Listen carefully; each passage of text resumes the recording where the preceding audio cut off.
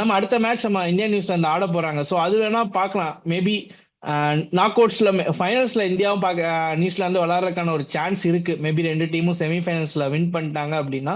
So அதுவும் துபாயில தான் நடக்க போகுது. ஸோ ஒருவேளை ஃபைனல் ஆடுறாங்க அப்படின்னா அதுக்கு முன்னாடி இந்த ரெண்டு டீம்ஸும் எப்படி துபாயில விளையாடுறாங்க அப்படிங்கிறது ஓரளவுக்கு கணிக்கக்கூடிய ஒரு மேட்சா தான் அடுத்த மேட்ச் இருக்க போகுது. ஸோ அந்த ஒரு ஃபர்ஸ்ட் 10 ஓவர்ஸ் தான் அவங்களுக்கும், அந்த ஃபர்ஸ்ட் 10 ஓவர்ஸ் தான் ஸ்ட்ரகிளா இருக்கு. இந்தியா ஃபர்ஸ்ட் 10 ஓவர்ஸ் பவுலிங் நல்லாவே பண்ணியிருக்காங்க. ஆக்சுவலா எக்ஸ்க்ளூடிங் ஷமி. ஷமி வந்து செகண்ட் மேட்ச் மட்டும் தான். First match Yeah. ஷமியும் நல்லாவே போல் பண்ணியிருந்தாரு. ம். 5 விக்கெட்ஸ் எடுத்தோம் நம்ம. பவர் பிளேலே பங்களாதேஷ்க்கு ஒரு 5 விக்கெட்ஸ் எடுத்தோம். நம்ம மிடில் ஓவர்ஸ் தான் நம்ம ஸ்ட்ரகிள் பண்ணிட்டு இருந்திருக்கோம். பாகிஸ்தான் கூடயும் விக்கெட்ஸ் வரல அண்ட் பங்களாதேஷ் கூடயும் நமக்கு விக்கெட்ஸ் வரல மிடில் ஓவர்ஸ்ல. பட் பவர் பிளேல ஒருவேளை ஷமினால திரும்பவும் அந்த ஒரு கன்சிஸ்டன்ட் பெர்ஃபார்மன்ஸ் தர முடியல அப்படின்னா அந்த ஒரு ஃபர்ஸ்ட் 10 ஓவர்ஸ் பவர் பிளே 1 வந்து ரொம்ப குரூஷியலா இருக்க போகுது ரெண்டு டீம்ஸ்க்குமே. ஸோ துபாயில இந்தியா வர்சஸ் நியூசிலாந்து வர சண்டே நடக்கிற மேட்ச் வந்து ஸோ அதுல வந்து நம்மளுக்கு தெரிஞ்சிடும்.